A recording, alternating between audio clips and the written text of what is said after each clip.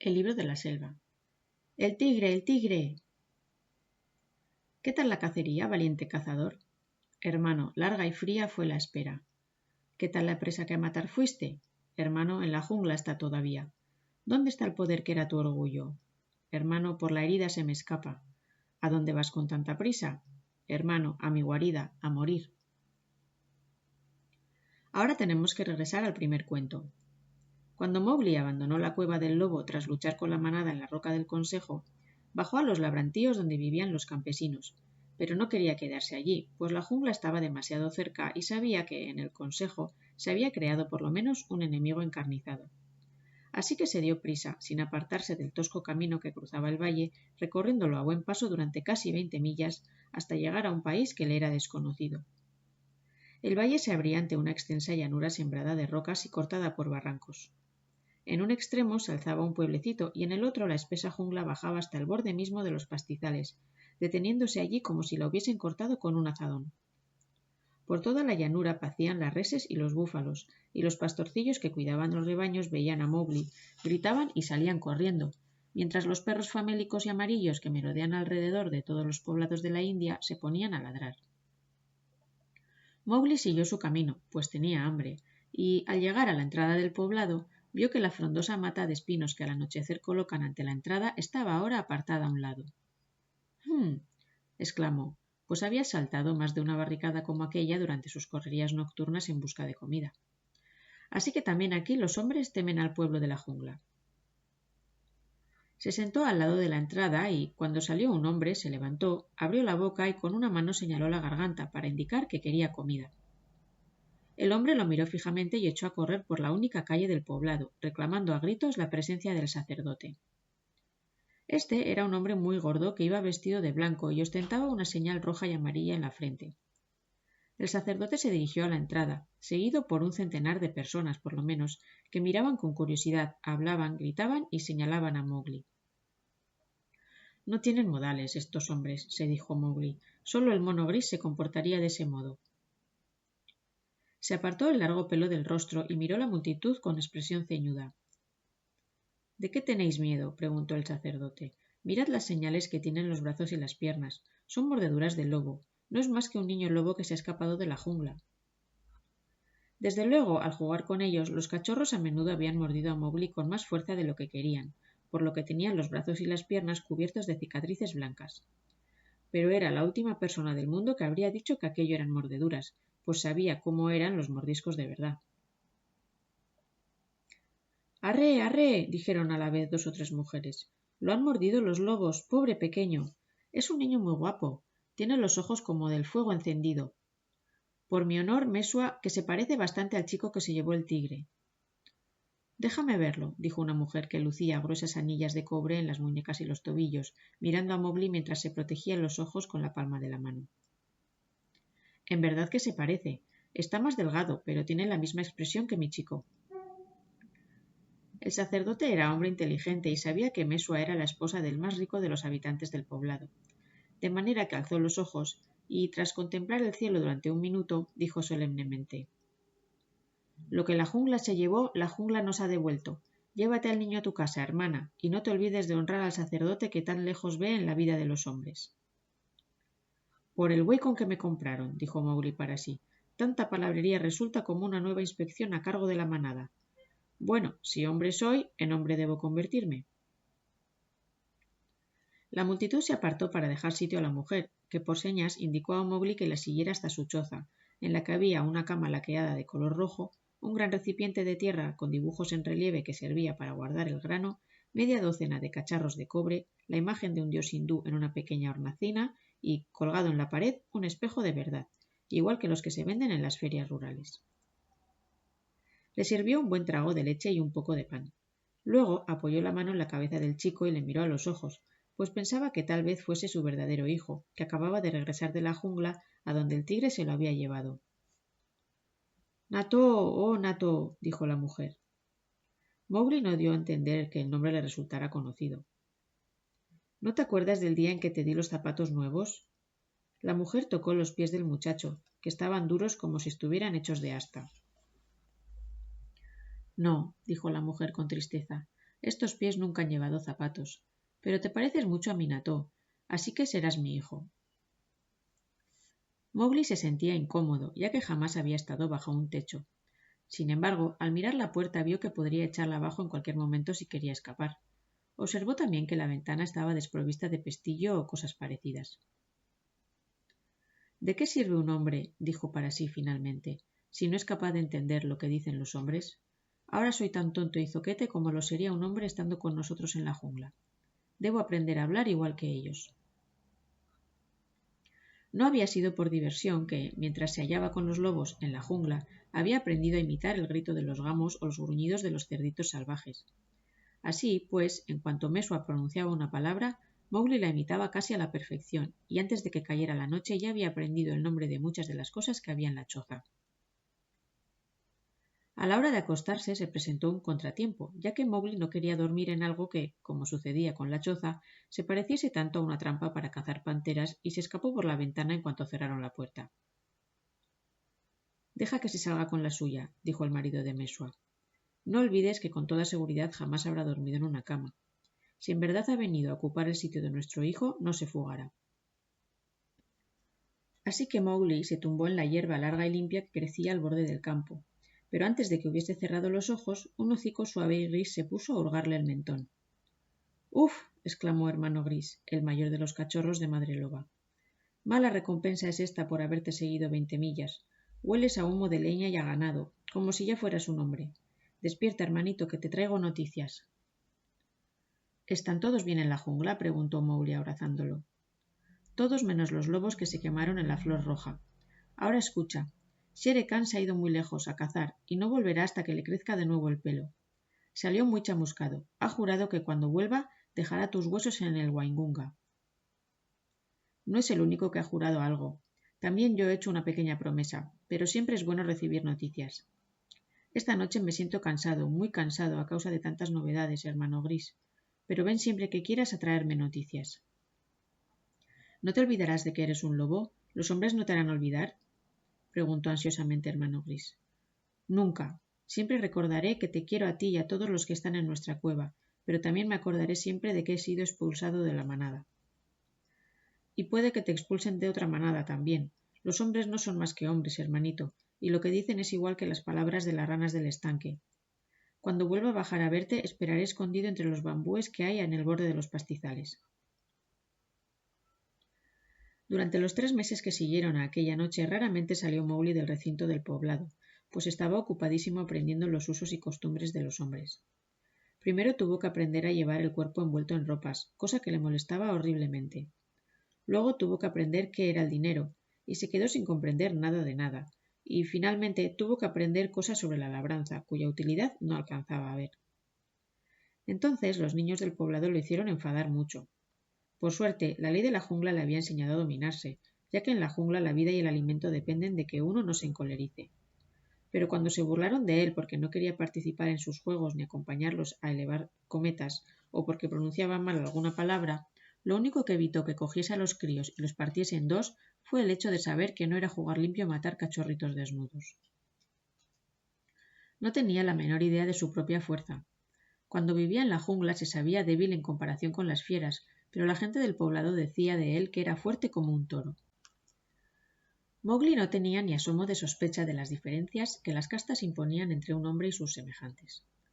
Cuando el burro del alfarero resbaló en el gredal, Mowgli lo sacó de allí tirándole de la cola y luego ayudó a cargarlo con los cacharros que debía transportar hasta el mercado de Kaniwara. El hecho produjo gran escándalo, ya que el alfarero pertenece a la casta inferior y su burro es todavía peor. Cuando el sacerdote lo regañó, Mowgli amenazó con cargarlo también a él en el burro. Entonces el sacerdote le dijo al marido de Mesua que convenía poner a Mowgli a trabajar cuanto antes. El jefe del poblado le dijo a Mowgli que al día siguiente tendría que salir con los búfalos y cuidarlos mientras pacían. Nadie se sintió más complacido que Mowgli, y aquella noche, por haber sido nombrado servidor del poblado, por decirlo así, se acercó a un círculo que cada noche se reunía en una plataforma de ladrillos construida debajo de una gran higuera. Se trataba del club del poblado, y a él acudían, para hablar y fumar, el jefe, el vigilante, el barbero, que estaba al corriente de todos los chismorreos del poblado, y el viejo Buldeo, que era el cazador del lugar y poseía un viejo mosquete. Los monos se sentaban a conversar en las ramas superiores, mientras que debajo de la plataforma había un agujero donde vivía una cobra, a la que cada noche se servía un platito de leche, ya que era sagrada. Los ancianos se sentaban alrededor del árbol, hablando y chupando sus largas pipas, hasta que bien entrada la noche. Contaban prodigiosas historias de dioses, hombres y fantasmas, y Buldeo contaba cosas aún más portentosas sobre las costumbres de las fieras de la jungla, hasta que a los niños que se sentaban fuera del círculo los ojos se les salían de las órbitas a causa del asombro. La mayor parte de las narraciones tenían que ver con animales, pues la jungla la tenían siempre a la puerta de sus casas. Los ciervos y los cerdos salvajes se les comían las cosechas y de vez en cuando, al caer la noche, algún tigre se llevaba a un hombre a corta distancia de la entrada del poblado. Mowgli, que naturalmente algo sabía acerca de lo que hablaban, tenía que taparse la cara para que no lo vieran reír, mientras Buldeo, con el viejo mosquete sobre las rodillas, pasaba de una historia maravillosa a otra, haciendo que los hombros de Mowgli se agitasen convulsivamente a causa de la risa. Buldeo estaba explicando que el tigre que se había llevado al hijo de Mesua era un tigre fantasmal, en cuyo cuerpo habitaba el fantasma de un viejo y malvado prestamista fallecido unos años antes. Y sé que es así, dijo, porque Purun Das siempre cojeó a causa del golpe que recibió en una trifulca, cuando le quemaron los libros de cuentas, y el tigre del que os hablo cojea también, pues las huellas de sus patas son desiguales. Cierto, cierto, eso tiene que ser verdad, dijeron los hombres de barbas grises, asintiendo todos con la cabeza. ¿Son todos tus cuentos patrañas y sandeces como este? Preguntó Mowgli. Ese tigre cojea porque nació cojo, como sabe todo el mundo. Hablar de que el alma de un prestamista se aloja en una fiera que jamás tuvo el coraje de un chacal siquiera no es más que una paparrucha de críos. Durante unos instantes Buldeo se quedó mudo de sorpresa, al tiempo que el jefe del poblado miraba fijamente a Mowgli.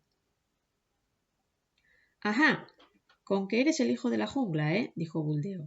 Si tan sabio eres, mejor harías llevando su pellejo a Kaniwara, pues el gobierno ofrece 100 rupias por su vida, y mejor harías no abriendo la boca cuando hablan los mayores.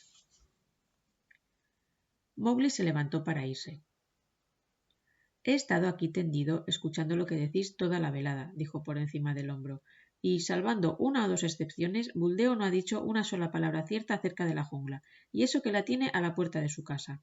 Siendo así, ¿cómo voy a creerme esas historias de fantasmas, dioses y duendecillos que dice haber visto?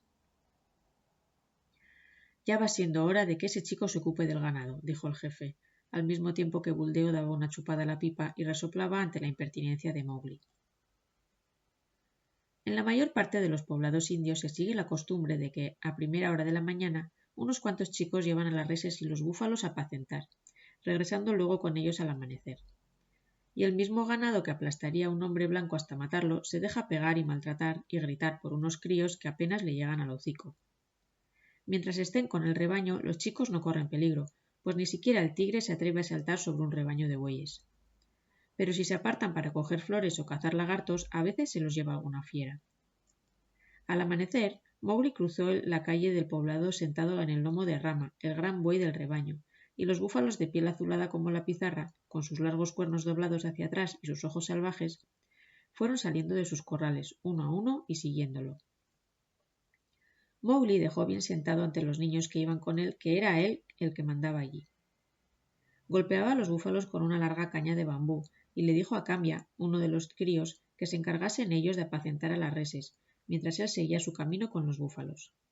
Le dijo también que tuvieran mucho cuidado en no alejarse del rebaño. Los pastizales de la India son todo rocas, arbustos, matorrales y pequeñas hondonadas entre las cuales el rebaño se dispersa y desaparece. Los búfalos, por lo general, se quedan en los estanques y en los sitios donde hay fango, pues les gusta pasarse horas enteras revolcándose en el cálido fango o tomando el sol. Mowgli los condujo hasta el borde de la llanura, allí donde el río Waingunga salía de la jungla. Al llegar, bajó de lomos de Rama, se acercó a un bosquecillo de bambúes y se reunió con Hermano Gris. —Ah —dijo éste—, llevo muchos días esperándote aquí. ¿Por qué estás apacentando el ganado? —Porque me lo han ordenado —respondió Mowgli—. De momento soy el pastor del poblado. ¿Qué noticias hay de Shere Khan? Ha regresado a esta región y se ha pasado mucho tiempo aquí esperándote. Ahora vuelve a estar ausente, ya que la caza es escasa, pero se propone matarte. Muy bien, dijo Mowgli. Mientras él esté fuera, tú o uno de tus 4 hermanos os sentáis en esta roca, para que pueda veros al salir del poblado. Cuando vuelva, me esperáis en el barranco, junto al Dak, en el centro de la llanura. No hace ninguna falta meternos en las fauces de Shere Khan. Seguidamente, Mowgli buscó un lugar sombreado y se tumbó a dormir mientras los búfalos pacían a su alrededor. El pastoreo en la India es una de las actividades más perezosas que hay en el mundo. El ganado camina y mastica, ora tumbándose, ora levantándose y caminando un poco más, sin mugir siquiera. Se limitan a lanzar alguno que otro gruñido. Los búfalos, por su parte, raras veces dicen algo. Se limitan a meterse en las charcas fangosas y a hundirse en el barro hasta que sobre la superficie solo se ven sus hocicos y sus ojos, que parecen de porcelana azul. Así se quedan, quietos como troncos. El sol hace que las rocas dancen en medio del calor. Los niños pastores oyen silbar algún milano, nunca más de uno, en las alturas, tan lejano que apenas se ve, y saben que si se muriesen o se muriera una vaca, el milano bajaría y otro milano a varias millas de distancia lo vería bajar y lo seguiría, y lo mismo haría otro, y casi antes de que hubieran muerto habría una veintena de milanos hambrientos salidos de la nada. Luego se duermen, despiertan, vuelven a dormirse y tejen cestitos con hierba seca para meter saltamontes en ellos. O cogen un par de mantis religiosas y las hacen luchar, o se hacen un collar de nueces silvestres blancas y rojas, o se ponen a contemplar un lagarto que toma el sol sobre una roca o una serpiente que persigue una rana por el barro. Después cantan largas canciones que terminan con curiosos trémolos, y el día parece más largo que la vida de la mayoría de la gente, y puede que hasta construyan un castillo de barro, con figuras de hombres, caballos y búfalos, hechas también de barro, y colocan cañas en las manos de los hombres y se figuran que ellos son reyes y las figuras sus ejércitos, o bien que ellos son dioses a los que hay que rendir culto.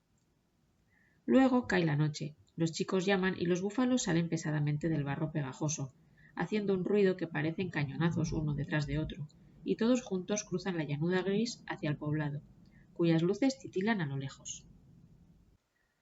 Día tras día sacaba Mowgli a los búfalos para llevarlos a las charcas fangosas, y día tras día veía el lomo de Hermano Gris a milla y media de distancia, en el otro lado de la llanura, sabiendo así que Shere Khan aún no había regresado. Y día tras día se tumbaba en la hierba y escuchaba los ruidos que lo rodeaban, y soñaba con los viejos tiempos en la jungla. Si, a causa de su cojera, Shere Khan hubiese dado un paso en falso en las junglas cercanas al Waingunga, Mowgli habría oído el ruido en la quietud de aquellas largas mañanas. Por fin vino un día en el que no vio a Hermano Gris en el lugar convenido. Mowgli se echó a reír y llevó los búfalos hacia el barranco que había junto al Dak, que se hallaba completamente cubierto de flores rojas y doradas. Allí le esperaba sentado Hermano Gris, de punta todos los pelos de su lomo. Se ha pasado un mes escondido para pillarte por sorpresa. Anoche cruzó los pastos con Tabaqui, siguiendo tu rastro, dijo el lobo jadeando. Mowgli frunció el ceño. No me da miedo Shere Khan, pero Tabaqui es muy astuto. No temas, dijo Hermano Gris, lamiéndose los labios. Me crucé con Tabaqui al amanecer. Ahora está transmitiendo toda su sabiduría a los milanos, pero me lo contó todo a mí antes de que le rompiera el lomo. El plan de Shere Khan consiste en acechar tu llegada junto a la entrada del poblado esta noche. Acechará tu llegada solamente. Ahora se encuentra en el gran barranco seco del Waingunga. ¿Ha comido ya hoy o va de caza con el estómago vacío? Preguntó Mowgli, sabiendo que de la respuesta dependía su vida o su muerte. Mató un cerdo al amanecer y también ha bebido. Recuerda que Shere Khan nunca supo guardar ayuno, ni siquiera en bien de la venganza. ¡Ah, qué estúpido, qué cachorro es! Ha comido y bebido y se cree que voy a esperar hasta que haya dormido. Vamos a ver, ¿dónde has dicho que estaba? Si fuésemos 10, podríamos atraparlo mientras duerme. Estos búfalos no cargarán a menos que lo olfateen y yo no sé hablar su lengua. ¿No podemos colocarnos tras su rastro para que lo olfateen? Recorrió un largo trecho nadando en el Waingunga para no dejar rastro, dijo Hermano Gris. Seguro que Tabaqui le dijo que lo hiciera. A él nunca se le habría ocurrido. Mowgli se quedó pensativo, chupándose un dedo. El gran barranco del Waingunga, ese que da a la llanura a menos de media milla de aquí. Podría dar un rodeo a través de la jungla con el ganado, llegar al extremo del barranco y descender desde allí. Pero él se escabulliría por el otro extremo. Debemos bloquearlo. ¿Puedes dividirme el rebaño en 2, Hermano Gris? Puede que yo no, pero me he traído un valioso ayudante. Hermano Gris se alejó trotando y se metió en un agujero, del que a los pocos instantes surgió una cabeza grande y gris que Mowgli conocía bien. El aire cálido se llenó del más desolado de los gritos de toda la jungla, el aullido de caza de un lobo al mediodía. —¡Akela! ¡Akela! —exclamó Mowgli batiendo palmas. —¿Cómo no se me ocurrió pensar que no te olvidarías de mí? Tenemos mucho trabajo que hacer. Divide el rebaño en 2 grupos, Akela, las vacas y los becerros en uno y los bueyes y los búfalos de labranza en otro.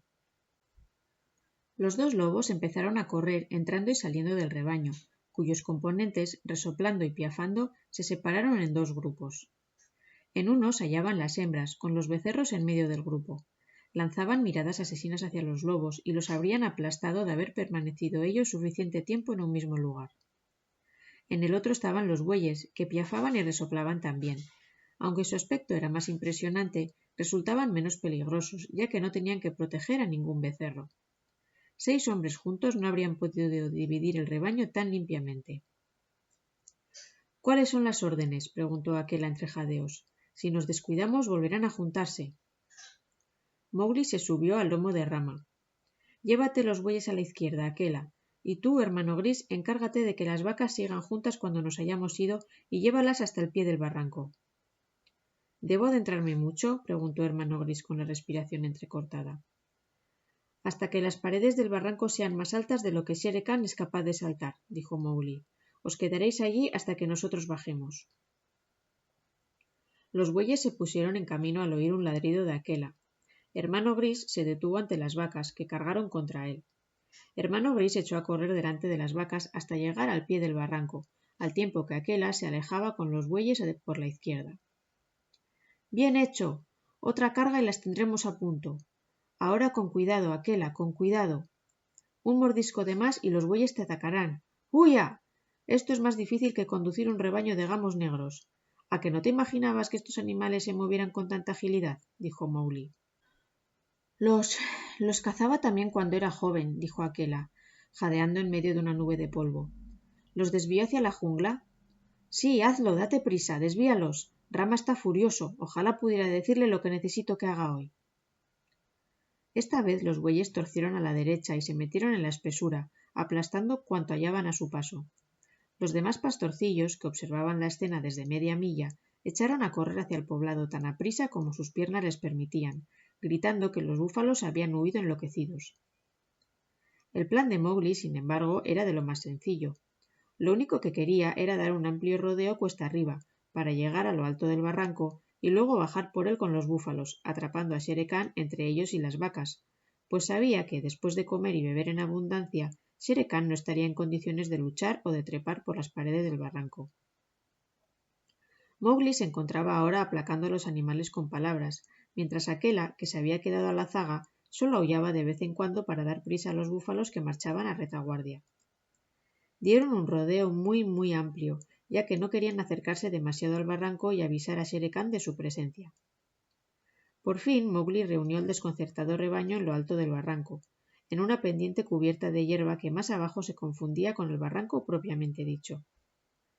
Desde aquella altura se divisaba la llanura por encima de la copa de los árboles, pero lo que miraba Mowgli eran las paredes del barranco.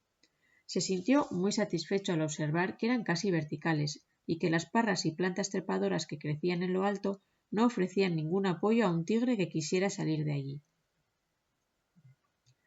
—Dales un respiro, Akela —dijo alzando la mano—. Todavía no han olfateado al tigre. Déjalos descansar. Debo decirle a Shere Khan que hemos venido a por él.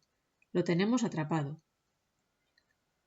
Acercó las manos a la boca, gritó hacia el barranco, fue como gritar en un túnel, y el eco hizo que sus palabras rebotasen de roca en roca. Transcurrió un largo rato antes de que el eco le devolviera el rugido perezoso y soñoliento de un tigre que acababa de despertar en plena digestión. —¿Quién llama? —dijo Shere Khan, al tiempo que un espléndido pavo real remontaba el vuelo por encima del barranco, llenando el aire con sus chillidos. —Yo, Mowgli. Es hora de acudir a la roca del consejo, robavacas. Hazlos bajar, Akela, rápido. Abajo, Rama, abajo.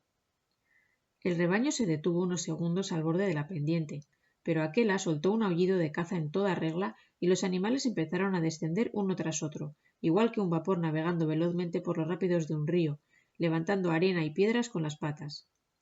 Una vez puestos en marcha, no había ni que pensar en detenerlos.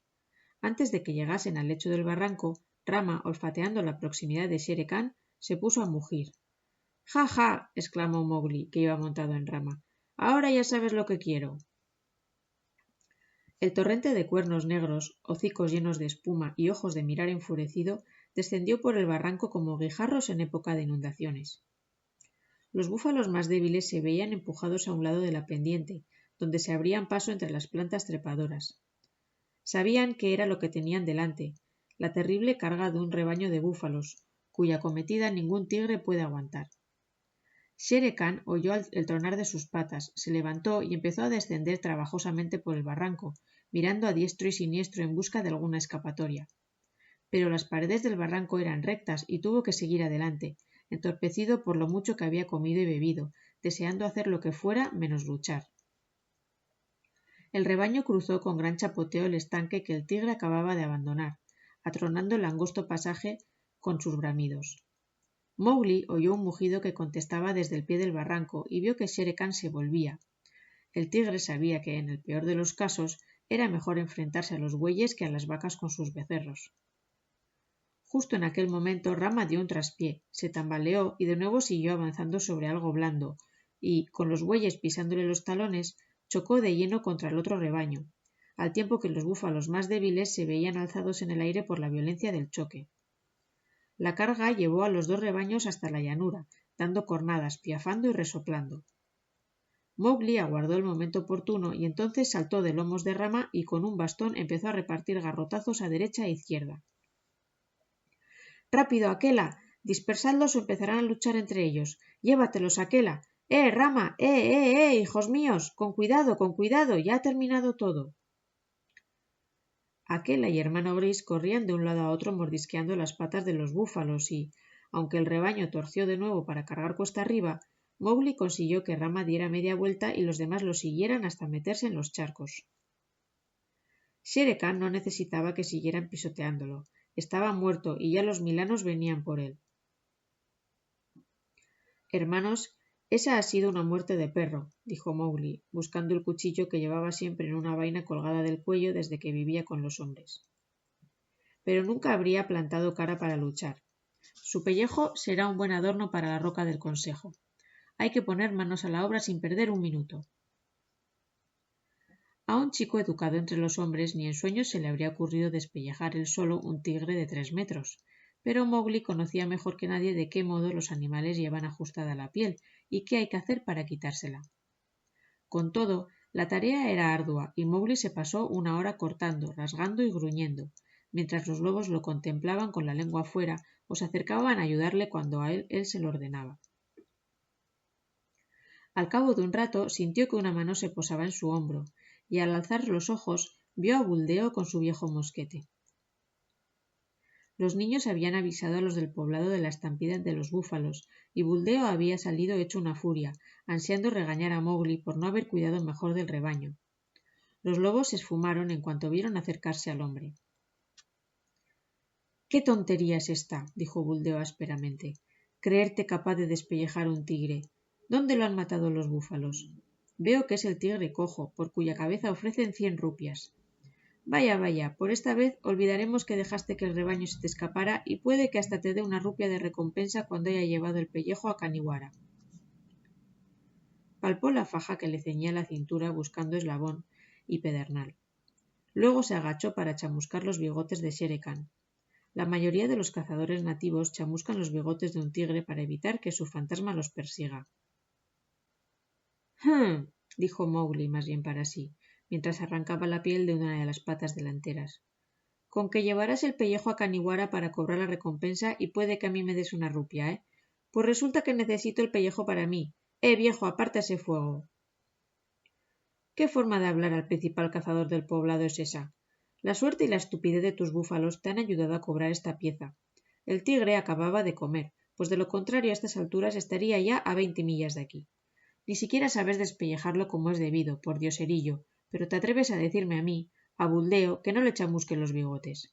No voy a darte ni un nana de la recompensa, Mowgli.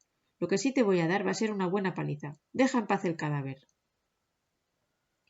Por el buey con que me compraron, exclamó Mowgli, que trataba de llegar al hombro de la fiera. ¿Tengo que pasarme toda la tarde escuchando las tonterías de un mono viejo? Ven aquí, Akela, que este hombre me está molestando. De pronto Buldeo, que seguía agachado ante la cabeza de Shere Khan, se encontró tendido en la hierba con un lobo gris encima, mientras Mowgli seguía despellejando como si no hubiera nadie más en toda la India. Sí, dijo Mowgli entre dientes, tienes toda la razón, Buldeo. No me darás ni un ana de la recompensa que te entreguen. Existe una vieja guerra entre este tigre el cojo y yo, una guerra que viene de muy lejos y que yo he ganado. Para hacer justicia a Buldeo hay que reconocer que, de haber sido 10 años más joven, se habría enfrentado a Akela si se hubiese cruzado con él en los bosques. Pero un lobo que obedecía las órdenes de un niño que tenía sus guerras privadas con tigres devoradores de hombres no era un animal corriente. Aquello era brujería, magia de la peor suerte, y Buldeo se preguntó si el amuleto que llevaba colgado del cuello lo protegería. Se quedó quieto como un muerto, esperando que Mowgli se transformase en tigre de un momento a otro. —¡Maharajá! ¡Gran rey! —exclamó por fin con voz que era casi un susurro. —Sí —dijo Mowgli sin volverse y soltando una risita burlona—. Soy un viejo, no sabía que fueses algo más que un pastorcillo. ¿Puedo levantarme para irme o tu sirviente me despedazará? Vete y que la paz sea contigo, pero no vuelvas a meter las narices en lo que yo cace. Deja que se vaya, Akela. Buldeo emprendió el regreso al poblado tan aprisa como la cojera le permitía, y mirando de vez en cuando por encima del hombro, para ver si Mowgli se convertía en algún ser espeluznante. Al llegar al poblado contó una historia de magia, encantamientos y brujería que dejó al sacerdote muy pensativo. Mowgli siguió con su tarea. Faltaba ya muy poco para el crepúsculo cuando entre él y los lobos consiguieron arrancar la vistosa piel del cuerpo del tigre. Ahora hay que esconderla y llevar los búfalos a casa. Ayúdame a juntarlos, Akela. El rebaño se agrupó de nuevo en medio de la neblina crepuscular. Al llegar cerca del poblado, Mowgli vio luces encendidas y oyó que la gente soplaba cuernos y repicaba campanas. Le dio la impresión de que la mitad de los habitantes le estaban aguardando en la entrada. «Es porque he matado a Shere Khan», se dijo.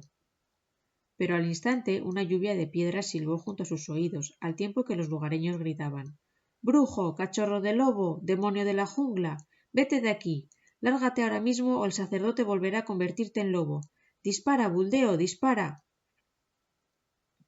El viejo mosquete hizo fuego con gran estruendo, y uno de los búfalos jóvenes mugió de dolor. «¡Más brujería!», gritaron los del pueblo.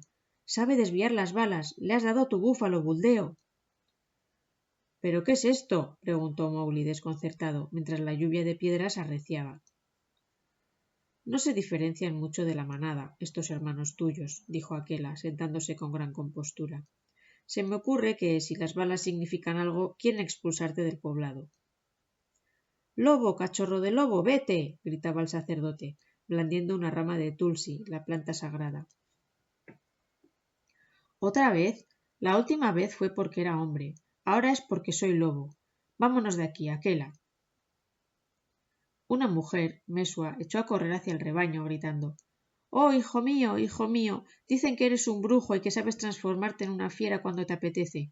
Yo no lo creo, pero vete antes de que te maten. Buldeo dice que eres un brujo, pero yo sé que lo que has hecho ha sido vengar la muerte de Nató». «¡Vuelve, Mesua!», gritó la multitud. «¡Vuelve o te lapidaremos!». Mowgli soltó una carcajada breve y desagradable, pues una piedra acababa de darle en la boca. «Regresa corriendo, Mesua. Esta no es más que una de esas historias estúpidas que al anochecer cuentan debajo del árbol grande. Al menos he vengado la muerte de tu hijo. Ahora, adiós. Vuelve corriendo, porque les voy a soltar el rebaño más aprisa de lo que vuelan sus ladrillos. No soy ningún brujo, Mesua. Adiós». «Manos a la obra otra vez, Akela», exclamó. «Hazlos entrar en el poblado». Los búfalos ya se sentían impacientes por llegar al poblado, así que poca falta les hacían los aullidos de Akela. Como un torbellino cargaron hacia la entrada y dispersaron a la multitud, que salió corriendo en todas direcciones. «Llevad la cuenta», dijo Mowgli despreciativamente. «Puede que os haya robado uno, así que contadlos, porque nunca más cuidaré de vuestros rebaños. Adiós, hijos de los hombres. Dadles las gracias a Mesua. porque si no fuera por ella entraría con los lobos y os cazaría. Giró sobre sus talones y se alejó con Lobo Solitario. Alzó la vista hacia las estrellas y se sintió feliz. Se acabó eso de dormir en una trampa, Akela. Vamos a recoger el pellejo de Shere Khan y después nos marcharemos de aquí. No, no vamos a hacer ningún daño al poblado, pues Mesua fue buena conmigo. Cuando la luna se alzó sobre la llanura, bañándolo todo con su luz lechosa, los horrorizados habitantes del poblado vieron que Mowgli, seguido muy de cerca por un par de lobos y con un fardo en la cabeza, se alejaba con ese trotar de los lobos que se zampan las millas como si nada. Al verlo, hicieron sonar las campanas del templo y soplaron sus caracoles con más fuerza que nunca. Mesua prorrumpió en llanto y Buldeo se dedicó a adornar la historia de sus aventuras en la jungla, hasta terminar diciendo que Akela se había alzado sobre sus patas traseras, hablando igual que un hombre. La luna empezaba a descender cuando Mowgli y los dos lobos llegaron a la colina donde estaba la roca del consejo. Hicieron un alto al pasar por la cueva de Madre Loba. Me han expulsado de la manada humana, madre, gritó Mowgli, pero he cumplido mi palabra y vengo con la piel de Shere Khan. Madre Loba salió de la cueva. Caminaba con el cuerpo rígido y la seguían los cachorros. Sus ojos relucieron al ver la piel del tigre. Se lo dije aquel día que metió la cabeza y las espaldas en esta cueva, persiguiéndote a ti, ranita. Le dije que el cazador sería cazado. ¡Bien hecho! Bien hecho, hermanito, dijo una voz grave que surgió de la espesura. Nos sentíamos solos sin ti en la jungla. Bagheera corrió a postrarse ante los pies desnudos de Mowgli. Juntos subieron a la roca del consejo, y Mowgli extendió la piel del tigre sobre la roca lisa donde Akela solía sentarse, sujetándola con 4 pedazos de bambú. Akela se instaló sobre la piel y soltó la antigua llamada convocando al consejo. «Fijaos, fijaos bien, oh lobos». La repitió exactamente como la había pronunciado la primera vez que Mowgli fue llevado allí. Desde que Akela había sido depuesto, la manada estaba sin jefe y cazaba y luchaba a su antojo. Pero la fuerza de la costumbre hizo que acudiera a la llamada. Varios lobos cojeaban a causa de las trampas en que habían caído, otros renqueaban por la culpa de algún balazo, otros padecían sarna por haber comido alimentos en malas condiciones y muchos habían desaparecido ya. Pero los que quedaban acudieron a la roca del consejo y vieron la piel de Shere Khan tendida sobre la roca, con las gruesas garras en el extremo de las patas vacías y colgantes. Fue entonces cuando Mowgli compuso una canción sin rima, una canción que salió espontáneamente de su garganta y que el pequeño cantó a voz en grito, mientras saltaba sobre la piel, marcando el compás con los talones hasta que se quedó sin aliento. Hermano Gris y Akela aullaban entre una estrofa y la siguiente. «Fijaos bien, oh lobos, he cumplido mi palabra», dijo Mowgli al terminar. «Sí», ladraron los lobos. Todos salvo uno muy maltrecho que aulló. «Vuelve a ser nuestro jefe, oh Akela, guíanos otra vez, oh cachorro de hombre. Estamos ya hartos de vivir sin ley y queremos volver a ser el pueblo libre». «No», ronroneó Bagheera, «no puede ser. Cuando tengáis la panza llena os puede dar otra vez la locura. No es por nada que os llaman el pueblo libre. Luchasteis por la libertad y ahora la tenéis. Coméosla, oh lobos».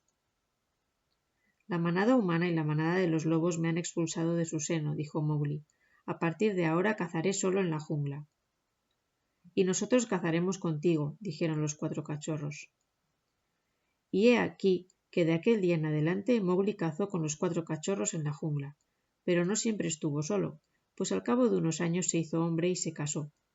Pero esa es una historia para gente mayor.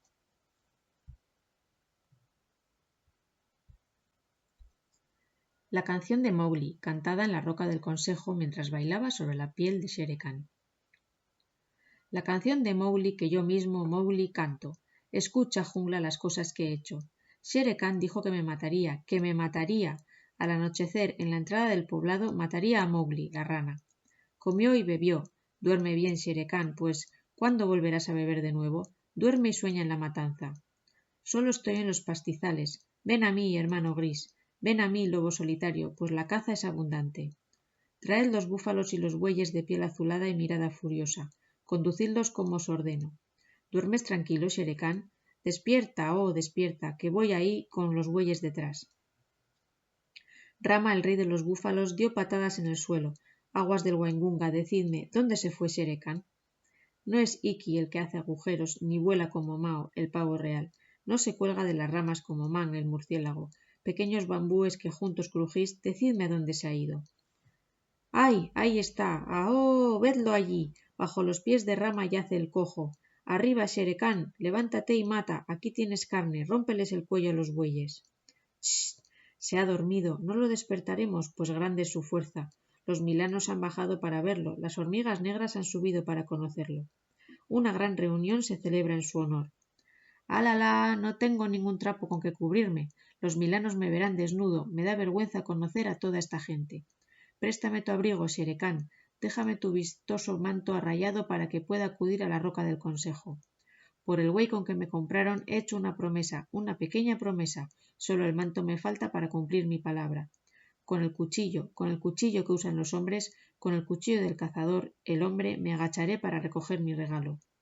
Aguas del Waingunga, sed testigos de que Shere Khan me da su abrigo por el cariño que me profesa. Tira, hermano gris, tira, aquela. Gruesa es la piel de Shere Khan.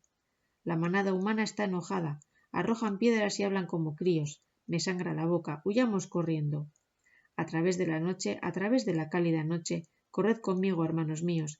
Dejaremos atrás las luces del poblado e iremos allí donde brilla la luna. Aguas del Waingunga, la manada humana me ha expulsado. Ningún daño les hice, pero tenían miedo de mí. ¿Por qué?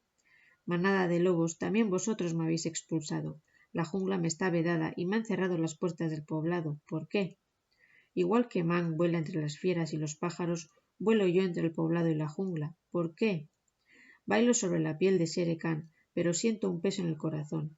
Tengo un corte en la boca y estoy herido por las piedras que me han arrojado de los del poblado, pero mi corazón se siente muy ligero porque he regresado a la jungla. ¿Por qué? Dentro de mí luchan estas dos cosas entre sí, igual que las serpientes luchan en primavera.